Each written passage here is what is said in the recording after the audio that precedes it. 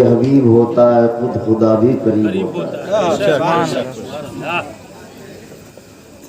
جہاں حضور کی باتیں ہوتی ہے وہ جگہ حضور کی ہوتی ہے، اور ہمارا عقیدہ بھی ہے کبھی کبھی قسمت انگڑائی لیتی تو حضور تشریف لاتے ہیں، اس لیے ایسی جگہ میں ادب سے علامہ سرکار آسی فرماتے ہیں اے پائے نظر ہوش میں آقوئے نبی ہے، اے پائے نظر ہوش میں آقوئے نبی ہے، آنکھوں سے بھی چلنا یہاں بے ادبی۔ جتنی دیر بیٹھیں ادب سے بیٹھیں، احترام سے بیٹھیں، اس نیت کے ساتھ بیٹھیں کہ کوئی ہمیں علم حاصل کرنے کے لیے بیٹھے ہیں، اور حصول علم کے بعد ہم اس پر عمل کرنے کی کوشش کریں گے۔ پہلے درود پاک پڑھیں، اللہم صلی علی سیدنا و شفیعنا حبیبنا طبیبنا کریمنا مولانا محمد بارک وسلم صلاۃ و سلام علیک یا رسول اللہ صلی اللہ تعالی علیہ وسلم۔ سرکار اعلیٰ حضرت فرماتے ہیں واہ کیا مرتبہ غوث ہے بالا تیرا، واہ کیا مرتبہ غوث ہے بالا تیرا، اونچے اونچوں کے سروں سے قدم آلا تیرا، اونچے اونچوں کے سروں سے قدم آلا تیرا۔ حضرات گرامی، میں نے جس آیت کریمہ کا تلاوت کرنے کا شرف حاصل کیا، اللہ تعالیٰ قرآن مجید میں ارشاد فرماتا ہے یا ایھا الذین آمنوا اتقوا اللہ وکونوا مع الصادقین۔ اس آیت کریمہ میں 3 خزانے کا ذکر فرمایا جو بہت لازم ہے، بہت ضروری ہے، اس کے بغیر انسان کچھ نہیں ہے۔ انسان دنیا میں آنے کا مقصد ہی یہی ہے انسان کا کہ یہ تینوں خزانے حاصل کر لیں۔ تھوڑی دیر توجہ دے ہماری طرف۔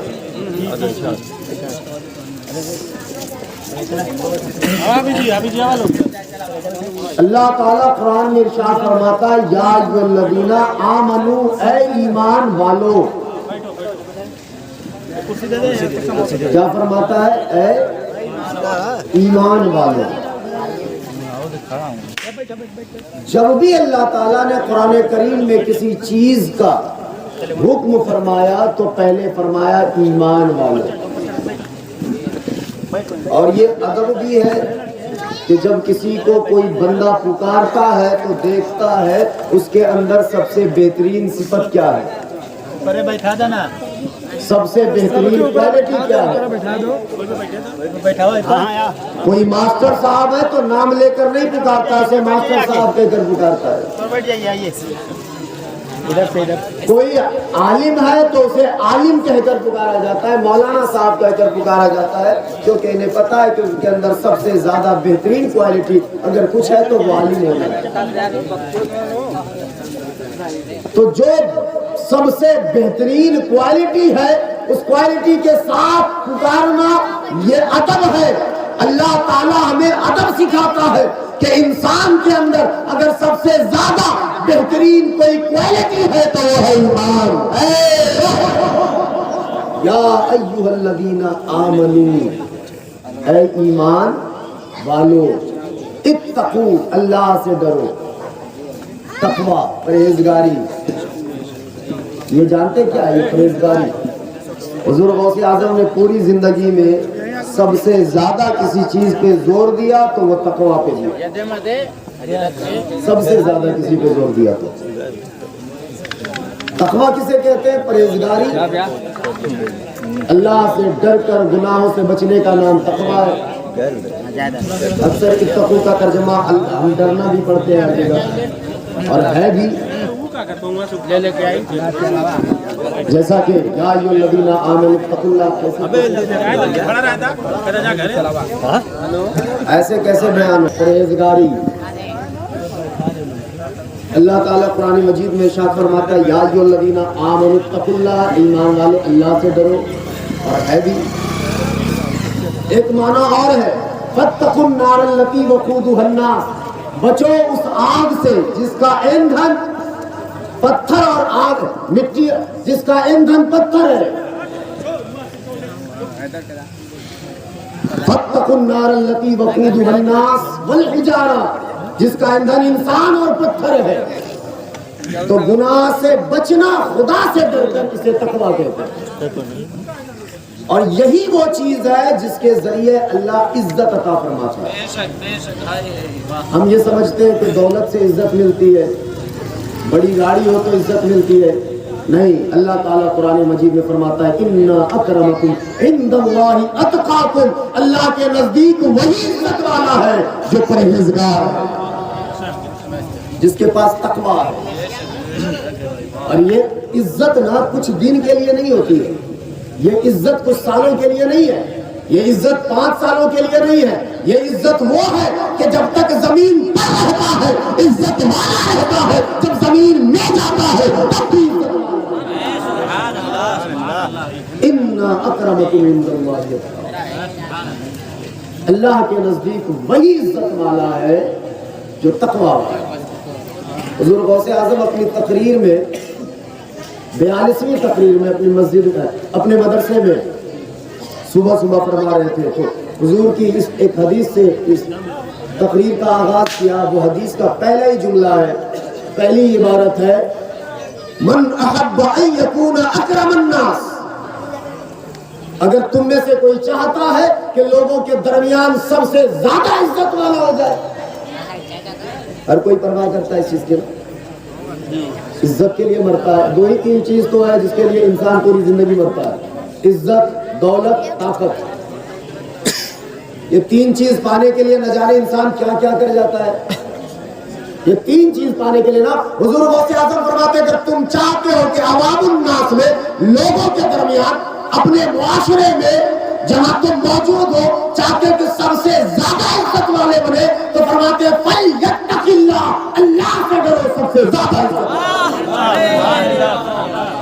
فَلْيَتَّقِ اللَّهَ، پرہیزگاری حاصل کرو، پرہیزگار بنو، تقویٰ حاصل کرو، سب سے زیادہ عزت والے بن جاؤ. تو تقویٰ. اور ایک ہم اکثر پرہیزگاری کیا سمجھتے ہیں کہ کوئی اچھا کام کر رہا ہے تو پرہیزگار ہے. بندہ نماز، ایک بندہ کہتا ہے کہ فلاں بہت پرہیزگار ہے. میں نے کہا کیوں؟ کہا نمازی ہے.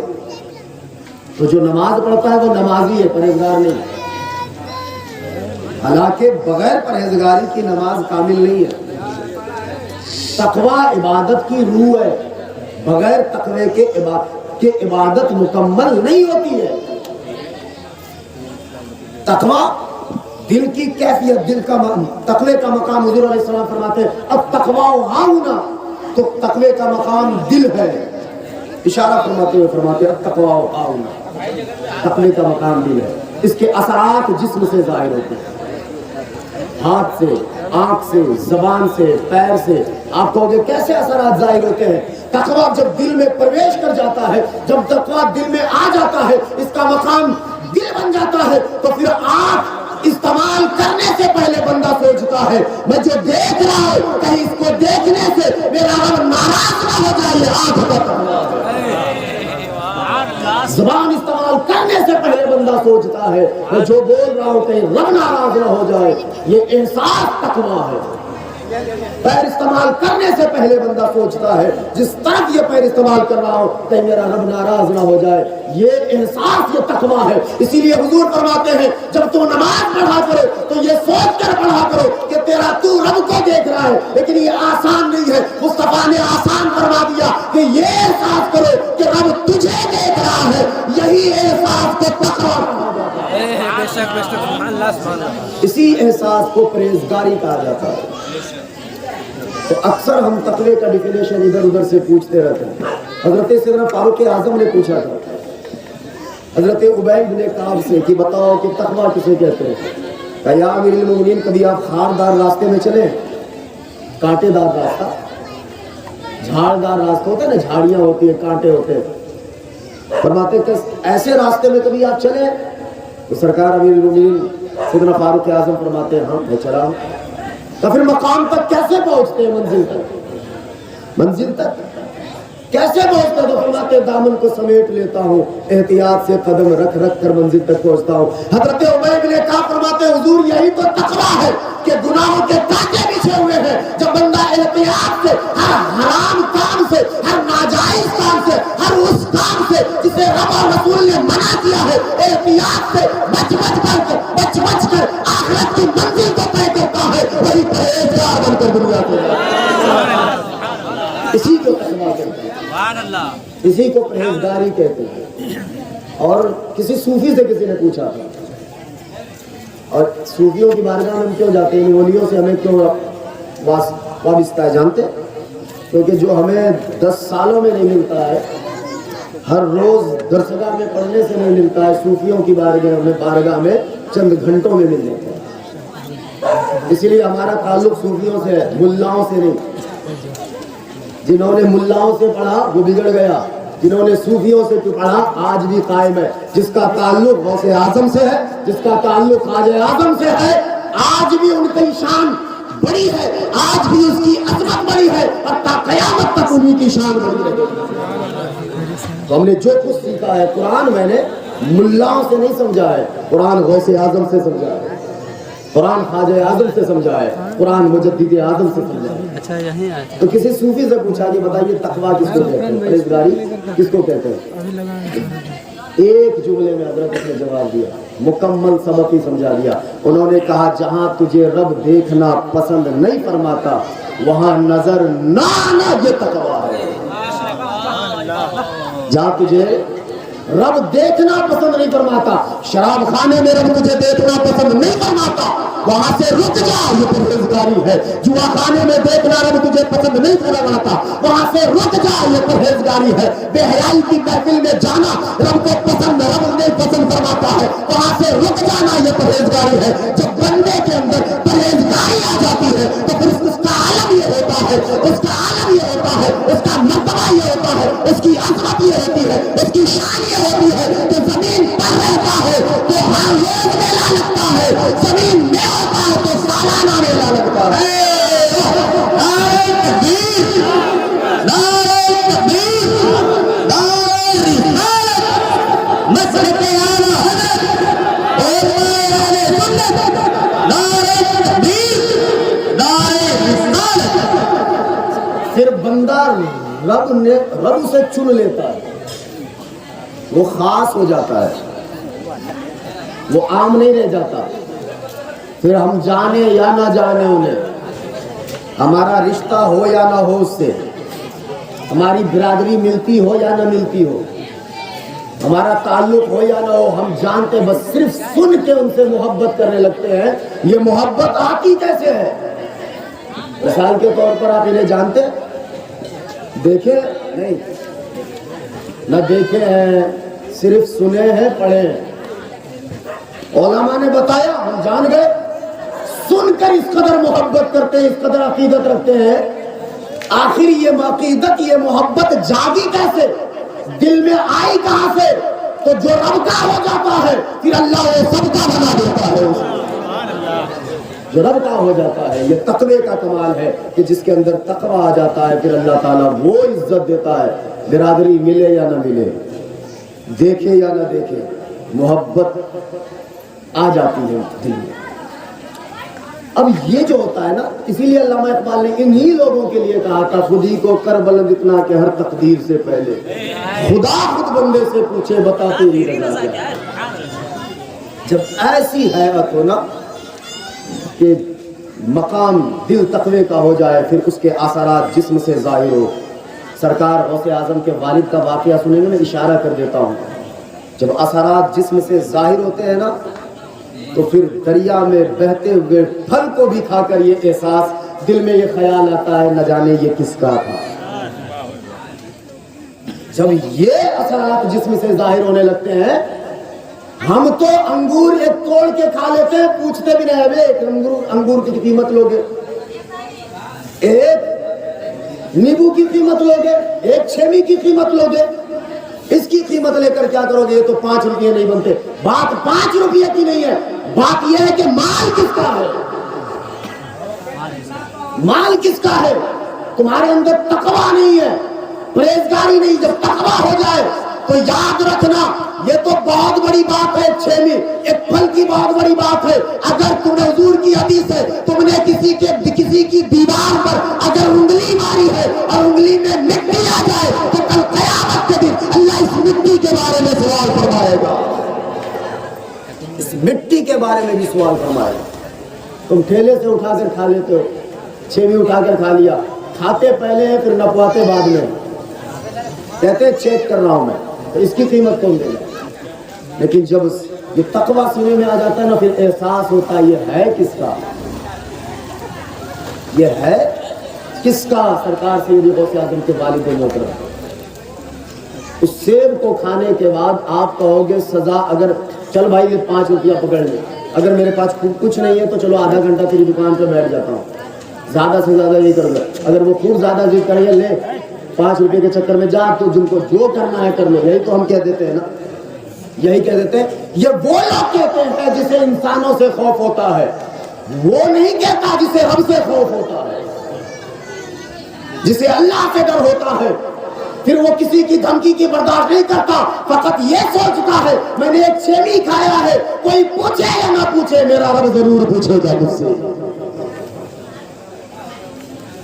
کچھ علماء فرماتے ہیں 12 سال، کچھ فرماتے ہیں 2 سال. اگر 2 ہی سال پکڑ لے ایک سیب کے لیے کم نہیں ہے کہ کسی کی غلامی کرنا. آخر یہ 2 سال آپ نے غلامی کی ہے، یہ کس بنیاد پر؟ تو جواب آتا ہے خشیت الہی کی بنیاد پر. فقط اس خیال میں کہ کل قیامت کے دن میرا رب مجھ سے سوال نہ کر لے کہ تو نے وہ سیب کھایا تھا، سوال نہ کر لے. آج یہی ہمارے دماغ میں نہیں ہے سوال. حالانکہ ہم لائن میں لگے کھڑے، ہم یہاں طلاب العلم بیٹھے ہوئے ہیں. کبھی کبھی ہم لوگ نادانی کرتے، ہمارے استاد محترم بھی تشریف فرما ہے، کبھی کبھی نادانی کرتے تو مدرسے میں حالت کیا ہوتی ہے، صبح سے ناشتہ نہیں کیا، 10 کتابیں سنانی ہے، لیکن جب نادانی کیے ہوتے ہیں حاضری نام لکھ لیا جاتا ہے فلاں فلاں فلاں فلاں. صبح گھنٹی لگی، بھوک ختم، سبق ختم، صرف یہی خیال رہتا تھا کہ جو میں نے کیا ہے حساب دینا ہے. ڈنڈے پڑھنے والے ہیں، حساب دینا ہے. بھوک بھی غائب، صبح سے بھوکے ہیں، کچھ کھائے نہیں ہے، 10 کتاب سبق سنانی ہے، سب ختم. بس خیال یہ ہے کہ ڈنڈے پڑھنے والے ہیں، حساب دینا ہے. ہم لوگ لائن میں لگے ہیں. لوگ کب موت گردن پکڑے گی، بارگاہ رب العزت میں کھڑا کر دے گی، اس سے پہلے کہ موت گردن پکڑ کر بارگاہ رب العزت میں کھڑا کرے، خدا کو سمرپن کر لے، توبہ کر لے، اللہ کی بارگاہ میں کھڑے ہو کر اپنے کاموں کا حساب دے لے. اس سے پہلے کہ موت گردن پکڑ کر تمہیں دلوائے تو خود حساب دے دو، خود کھڑے ہو جاؤ اللہ کی بارگاہ میں، خود توبہ کر لے، خود استغفار کر لے. تو یہ تقویٰ کا معیار ہے. اور یاد رکھیے گا جو فضیلت، جو شان ملتی ہے نا، جو مقام ملتا ہے، وہ اس معیار پر نہیں ملتا ہے کس کے پاس کتنی کرامتیں ہیں، کس کے پاس کتنے مرید ہیں، کس کے پاس کتنی گاڑیاں ہیں، کس کے پاس کتنا مکان ہے، کس کے پاس کتنے فالوورز ہیں. اس وجہ سے فضیلت نہیں ملتی کہ کسی کے پاس ہزاروں اور لاکھوں مرید ہیں. فضیلت کا معیار فقط تنہا ایک ہی چیز ہے، وہ ہے تقویٰ. جس کا تقویٰ جس طرح بلند ہوتا ہے اللہ اسی طرح کا مقام عطا فرما دیتا ہے. آج کل ہم ولیوں کو تولتے ہیں کرامت سے. بھائی یہ بہت بڑے ولی ہیں، کیوں بھائی؟ ان کی کرامتیں بہت زیادہ ہیں. یہ خام خیال ہے. کبھی کبھی کوئی ولی ایسے ہوتے ہیں جو مقام میں بہت اونچے ہوتے ہیں لیکن ان کی کوئی کرامت نہیں ہوتی ہے. کچھ ولی ویسے ہوتے ہیں جو مقام میں بہت نیچے ہوتے ہیں لیکن بہت ساری کرامتیں ہوتی ہیں. کرامت ایک گفٹ ہے، ایک گفٹ ہے کرامت جو اللہ نے انہیں دیا ہے. یہ چاہتا ہے ظاہر فرما دیتا ہے. یہ مشفق بھی ہوتے ہیں، یہ رحیم بھی ہوتے ہیں، یہ شفقت کرنے والے بھی ہوتے ہیں، یہ رحم کرنے والے بھی ہوتے ہیں، یہ سخی بھی ہوتے ہیں. جب کسی کے اندر تقویٰ آ جاتا ہے نا تو کئی اچھی عظیم خصلتیں ان کے اندر آ جاتی ہیں. سخاوت، شفقت، رحمت، یہ خصلتیں ان کے اندر آ جاتی ہے. آج تک زندگی میں پوری دنیا میں ساری کتابیں اٹھا کر دیکھ لو, کوئی بھی اللہ کا ولی بخیل نہیں ملیں گے,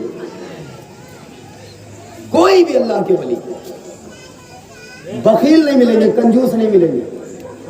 اور یہی وجہ ہے کہ آج جو یہ آپ خانقاہ دیکھتے ہیں, تو خانقاہ کا کیا مطلب ہے؟ ہم سے اور آپ سے پوچھا جائے کہ خانقاہ کس کو کہتے ہیں, تو آپ کو کہہ رہے جہاں ایک مزار ہو, پیر صاحب بیٹھے ہو, وہی خانقاہ نہیں.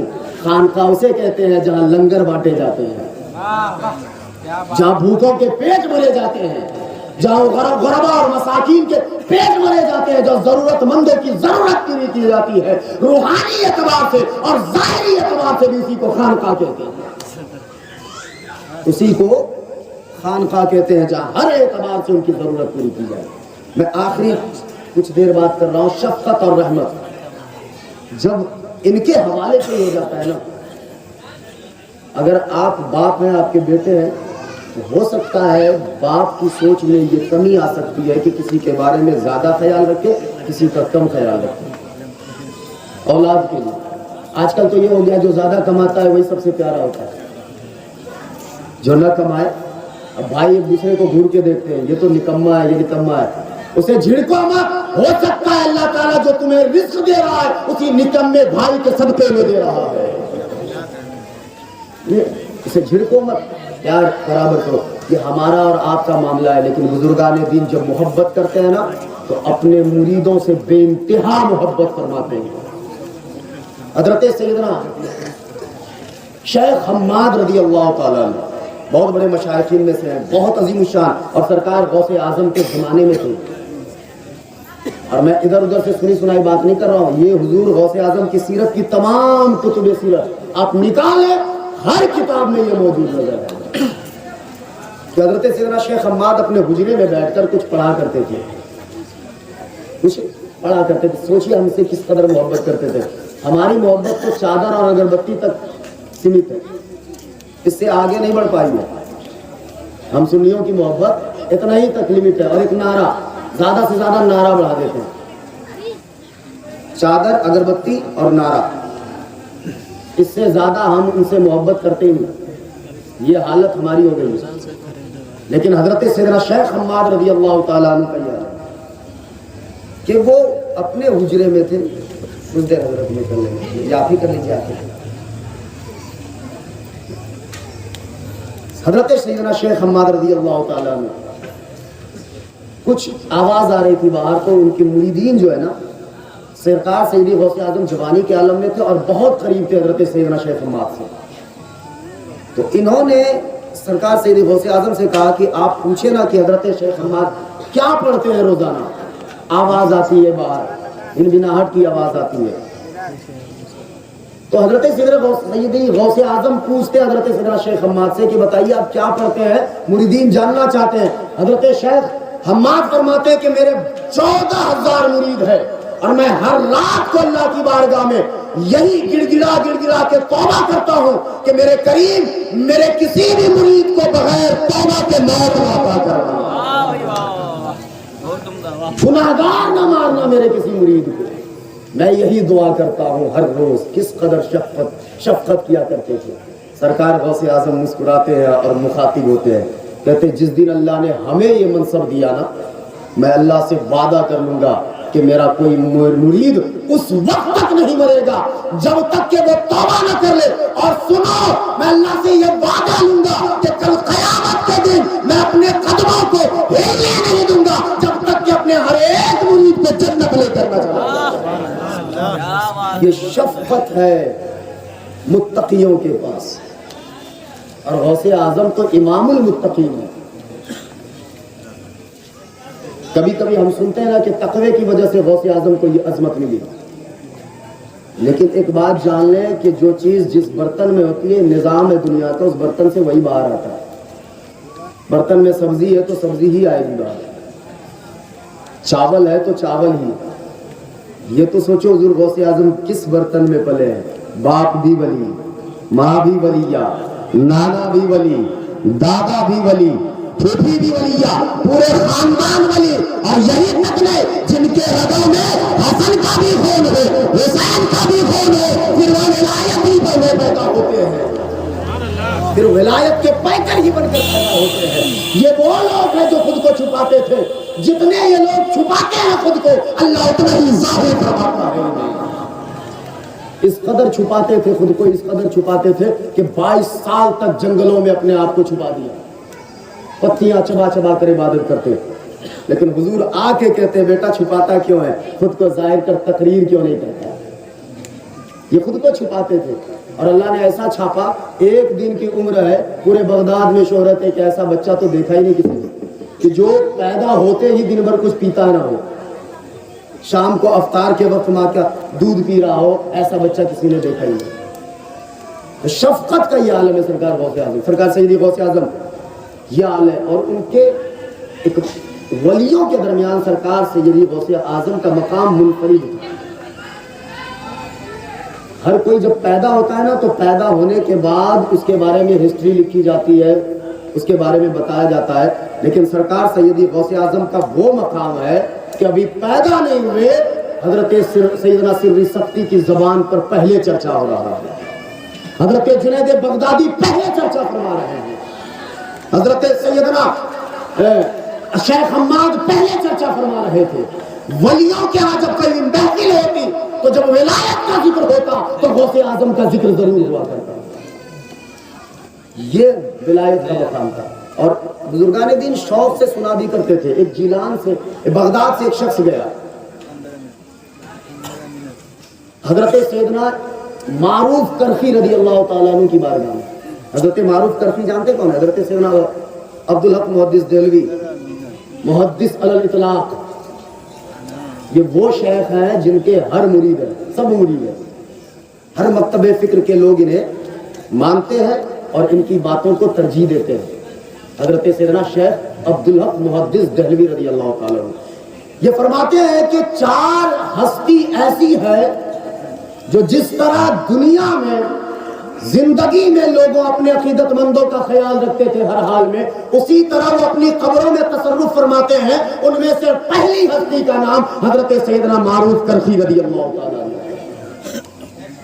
وہ حضرت معروف، اور دوسری ہستی سرکار سیدی غوث اعظم رضی اللہ تعالیٰ عنہ۔ فرماتے ہیں حضرت معروف کرخی کہ شہر میں جب وہ شخص گیا بغداد سے نا تو وہ ڈھونڈنے لگے کوئی عظیم شخصیت، تو کسی نے بتایا اسی شہر میں حضرت معروف کرخی رہتے ہیں، تو وہ دوڑ کر حضرت معروف کرخی کی صحبت میں 10 دن بتانے کے لیے چلے گئے۔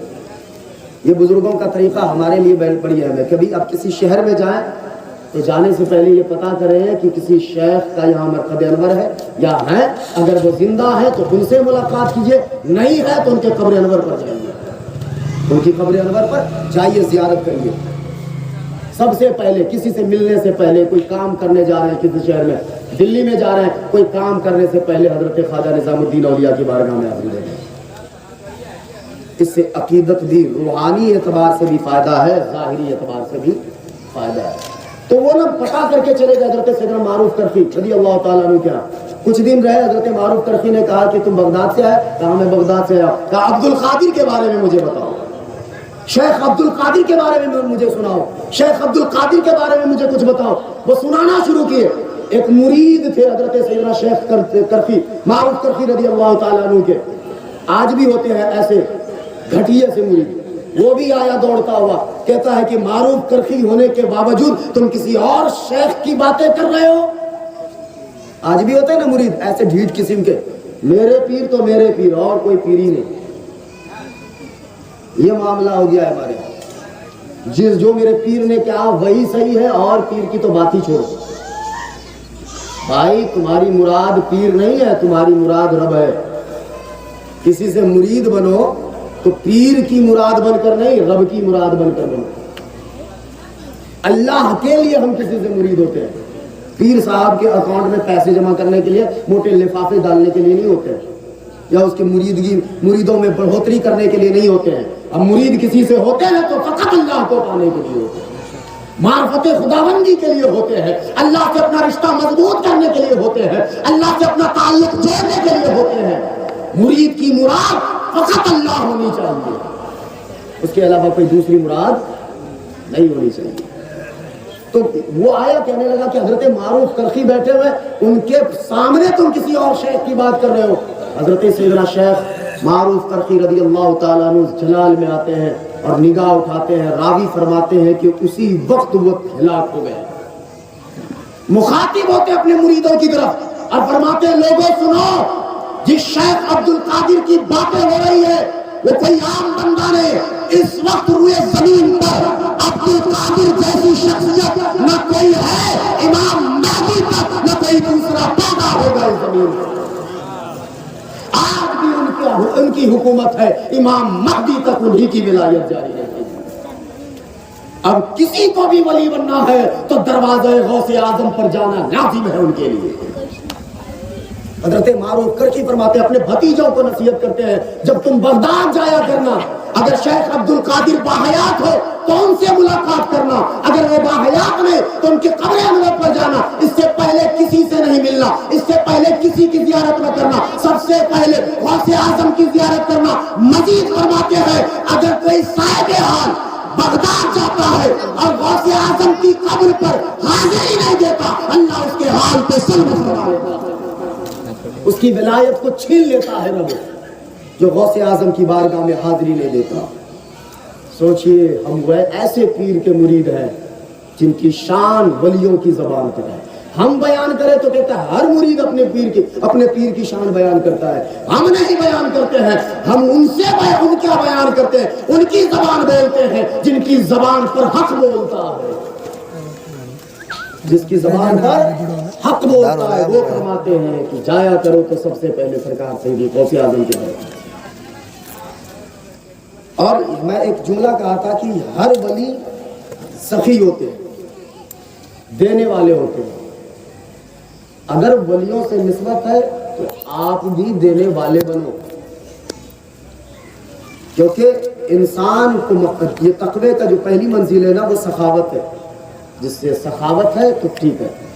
ابھی ابھی ٹھنڈی آئے گی، حضرت 4 سال ایک جیکٹ پہن لیا اور کسی کو تھما دیتا ہے 4 سال پہننے کے بعد، پھر کہتا ہے کہ ہم مدد کرتے ہیں۔ یہ مدد نہیں ہے۔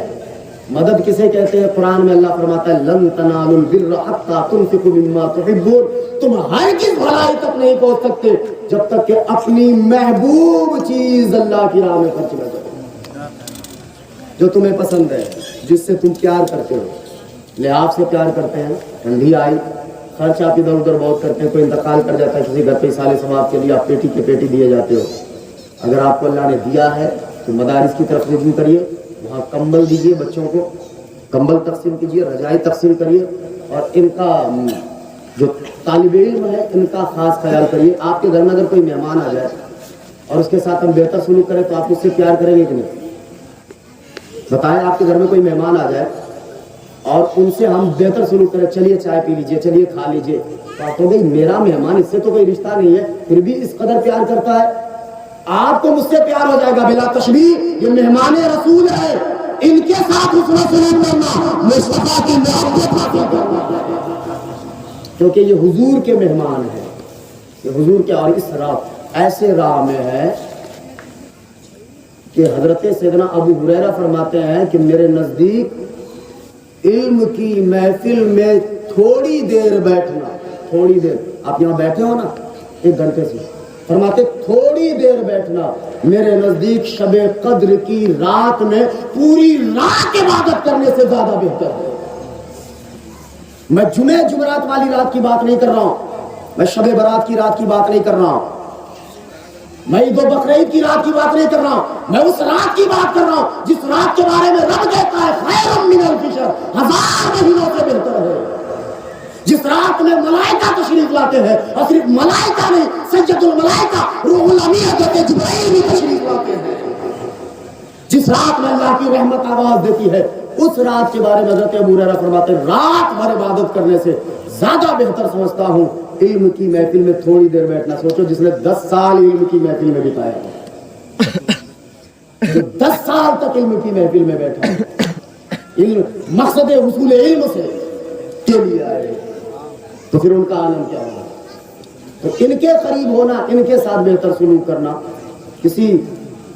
ان کے ساتھ بدتمیزی، یہ ہمارے لیے بہت وبال ہے، یعنی حضور کے مہمان کے ساتھ بدتمیزی،